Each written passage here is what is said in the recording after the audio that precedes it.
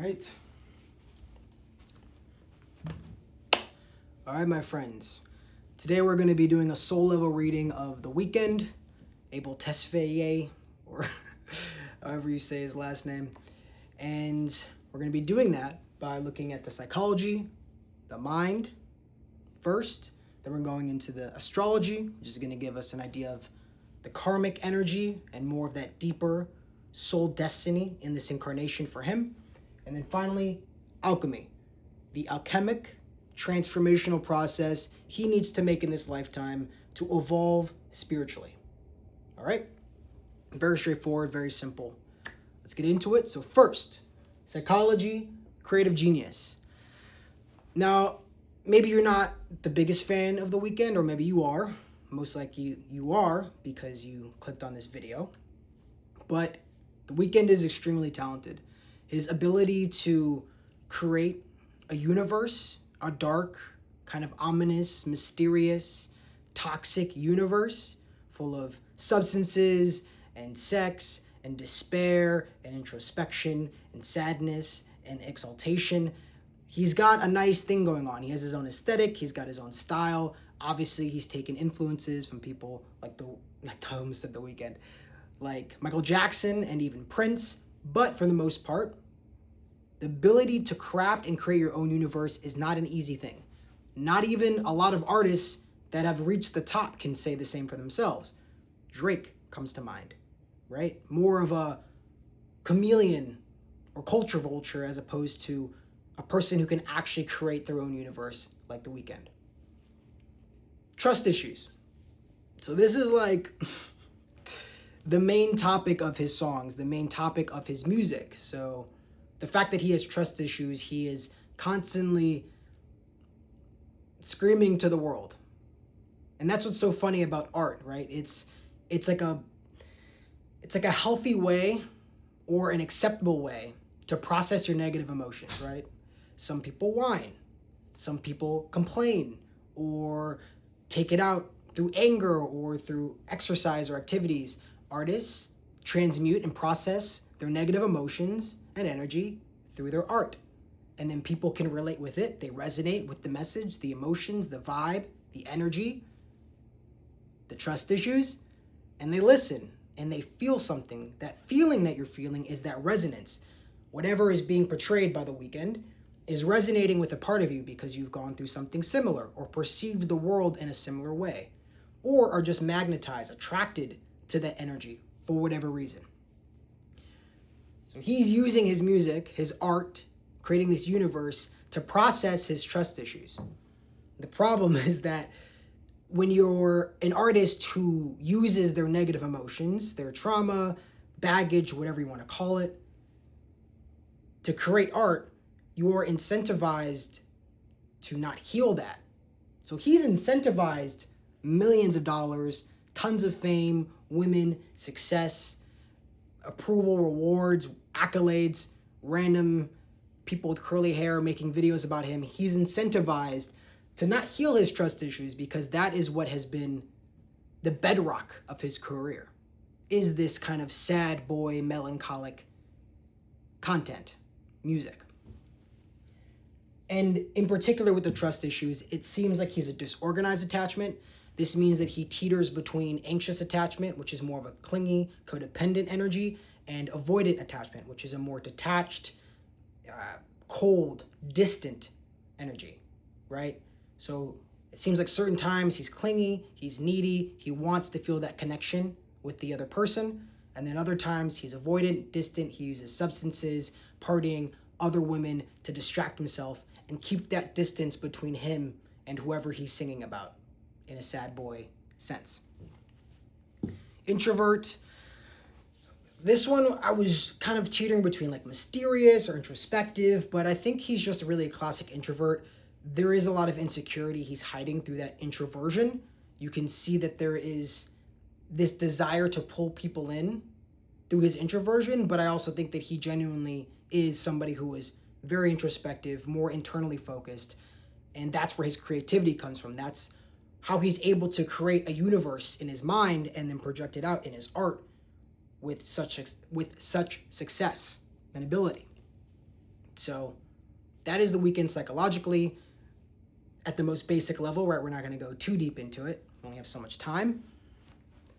But let's get into the meat, the astrology, the fun part, the spiritual karmic path that his consciousness is taking in this incarnation.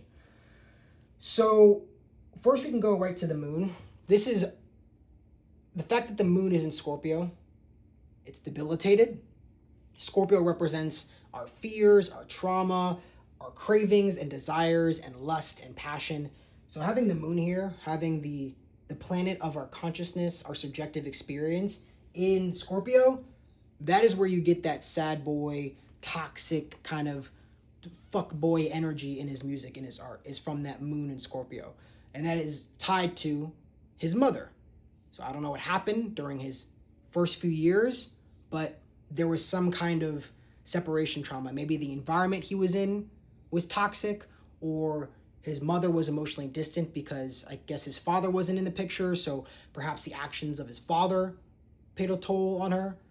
I know that she took care of him for pretty much most of his life until he left at a young age to pursue music and be an artist. But there was something that happened where he didn't get the nourishment, the love, the affection from his mother that he needed. Don't know why. We're not going to get into the details. That's for him to know and us to never know. But that's there. And it's coming through his art. It's clear as day. He has mother issues. But he also has daddy issues. And his father wasn't in his life, but just because a parent isn't in your life doesn't mean they don't still have a profound impact on you. So this is Ketu and Rahu. And if you've seen videos from me before, South Node Ketu is where we're most karmically comfortable, where we spend a lot of time in past lives working through the energy, the area of that chart. Rahu is the part that we need to develop in this incarnation. It's like the new territory. So think of Ketu, if it's a video game, Ketu is the map that you can see that's already been lit up. It's the territory that you've already conquered or explored. Rahu is the area of the map that you need to explore, you need to venture out. It's the black part of the map, or more gray. It's unlocked, like an unlocked character energy. So we have the Sun, Rahu, and Mercury here in Aquarius. So when you have Rahu, North Node, and a malefic, Sun's a malefic, with another planet, there's a shaming. Creates a shame yoga, a shame ladi taji, lajitadi avashta. And it's in the 8th house, which is already a difficult house because it's the house, 8th house is death, transformation, rebirth, our deepest insecurities, our deepest fears. The 8th house is going to be somewhat similar a lot to Scorpio, the 8th sign. So there's going to be a lot of parallels there. So everything I just said about Scorpio with his moon there, now he's got his sun there, his identity, his self-esteem, his core essence, and his intellect, his mind, his, communication skills and humor and intellect. That is all Mercury. And that's right there in Aquarius. So when it comes to his ability to communicate himself, express himself through his words, through his communication, and the trust in his intellect. Also, Mercury represents friends. So when you have Mercury shamed by the sun, growing up, Abel definitely felt like an outcast. And again, this should come to no surprise to anybody who's seen him. But this is why, because he has the sun shaming his Mercury. He's felt like an outcast. It's an Aquarius, which is representative of social connections, groups, community, humanitarianism. So when it comes to being around his fellow people, he feels very uncomfortable and insecure. And that's where you kind of get a lot of that introversion. He might be a true introvert, he might not be, who's to say? But all I know is that despite his fame and success, Abel feels weird being a person in the crowd. Like, he probably hates going to a concert and just being a random person in the crowd or somebody that's not at the center of attention. He can be in the public space as long as he's the star, the center of it, the heartbeat, which is Leo. Leo's the lion, but it's the male lion. It's like I don't know exactly what they call it. I don't know if it's the alpha, but you know what I'm saying. The head lion. the head nigga in the tribe, in the pride. So Ketu, like I said, is our karmic comfort zone where we spend a lot of time in past incarnations. So he's most comfortable as Leo, as the male lion, as the center, as the heartbeat, the core of whatever social situations he's in.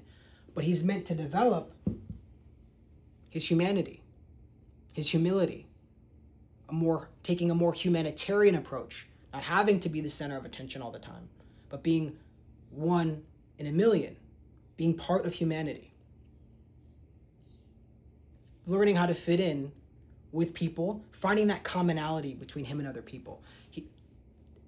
The Weeknd is very preoccupied in his mind of thinking about the differences, how he's different from other people, how nobody understands him, how he's misunderstood, how nobody can understand the true him because it's all the way here in Ketu. But in reality, what he needs to do is compromise a little bit and find where he can relate with other human beings. Whether it's he likes the same food, they like the same music, they like to have the same hobbies, or even, it seems like, focusing on liking the same substances or having sex with models or things like that. But I would recommend that he finds more healthy commonalities, more healthy, let's say, I'm trying to think of the right word. Hobbies is not the right word, but common thread. A more healthy, holistic common threads he can share with other people. An example would be like a running club, right? Or like, baking classes or things like that. I mean, could you imagine him in a baking class? I can't, but that would be better than maybe some of the things he's doing now. And also with Ketu in the second house, that means his comfort zone is material security. So he emphasizes his material security. He thinks if I'm the center of the attention, if I'm the king in my kingdom with a lot of material resources and abundance, I'll be okay. Elon Musk has this exact same configuration. He doesn't have Sun and Mercury with his Rahu, he has Mars. But Elon Musk has this same thing of like, I'm at the core, I'm the king of my castle. Anyone who's in my vicinity, they're under me. I'm at the top, center of attention, and that's where he feels most comfortable. And what he feels very uncomfortable is when he's dealing with the emotional security, feeling internally secure. And he doesn't realize that he feels internally secure because he feels like he always has to be the king, the leader, the male lion, surrounded by his models of women and friends and things like that. But there's this shame here. He feels ashamed, and he probably doesn't know why, because it's in the 8th house, so it's hidden from himself and other people. So he needs to be able to open himself up and have transformational experiences, looking into his emotions and feeling them, and working to have a healthier, holistic lifestyle, relating to other people as just one human being to another, not as the Weeknd, not as this superstar, success, famous A-list celebrity, generational creative genius talent, but just, I'm Abel Tesfaye, and you're Erica, and we don't have to have sex, you don't have to worship me, I don't have to worship you. It's just we're two human beings on this planet figuring it the fuck out. Simple as that. So what's the transformation process then, after all of that energy? Then I would recommend to the Weeknd, he's still relatively young, so he has time, unlike some of the people that I've done videos on, like Trump and Netanyahu, which you can also watch on my channel. Heal inner parents.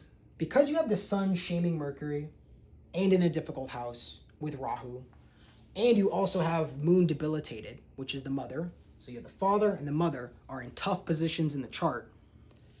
Strong recommendation that he heals his relationships with his inner parents. And the relationship we have with our inner parents, not necessarily our external parents, but the projections and the energies that have been calcified inside of us due to our upbringing, affect our attachment styles. Meaning that if we have a healthy relationship with our parents, we're going to have healthy relationships, period. Especially romantic. So those trust issues, that disorganized attachment is rooted in the mommy issues and the daddy issues that he needs to heal. It's not necessarily a judgment on him. Everybody has some level of parental issues. No one's perfect, especially not our parents. So it's not like this isn't like a judgment of like, oh, he's got mommy issues, LOL. You know, why are we make fun of people for having daddy issues? Like, most people have some either mommy or daddy issues. You have people making fun of somebody else for having daddy issues, and it's like, bro, you also have daddy issues. There's no reason to point the finger and pretend like we're all healed or we're all perfect. We're all going through our own shit, and our parents are going through their own shit. And sometimes the shit they're going through gets passed down to us. It's called generational trauma, generational karma. Look it up. He has that. So he needs to heal his relationship with his inner parents. No shame. It's part of being human, which is something he needs to accept. We're just all human beings, flawed, doing our best, trying not to die in World War III. Healthy habits would be really amazing for his moon, because again, when the moon's in Scorpio, usually people can fall victim to addictions, and because they're not able to integrate or face their inner demons, they turn to substances in the external world. So sobriety would be good for him. Healthy, holistic diet, also exercise. Again, I know it would be weird for him to think, but like a hiking club, an adventure club, rock climbing, run club would be amazing for his mental health and just being a normal human being. Obviously, being so famous, it can be difficult to put yourself in that position, meaning he doesn't even have a choice. He's always going to be put on a pedestal. So he has to find, other famous people that don't look at him like The Weeknd, but just look at him as Abel, a regular human being like themselves. All right? Finally, transform inner demons. So with that moon in Scorpio, and then the shamed Mercury in Aquarius, he has a lot of deep insecurities, a lot of very vicious inner demons. And because he has the moon in Scorpio and then Rahu shaming with the sun, Mercury in the 8th house, which is our emotional security, death, transformation, and it's an alchemic house, I wouldn't be surprised if he has some inner demons that are coming from a past life, that are rooted in something deeper than just this incarnation. And he's doing his best to process them through his music. But he might need to, go see a shaman and do some intense cleansing, energetic cleansing, and maybe even an ayahuasca ceremony or two. But that's just my hypothesis. I wouldn't throw him into the deep end. I would just say, hey, do some guided meditations. I would lead him and we'd heal his inner demons, transforming them from inner demons into inner guardians, because they're just parts of ourselves that we've rejected and repressed, but they're actually here to protect us, our inner demons. Believe it or not, they're just trying to protect us in negative ways. They're coping mechanisms, defense mechanisms that have gone awry because we're not consciously integrating them. We're unconsciously falling victim to them.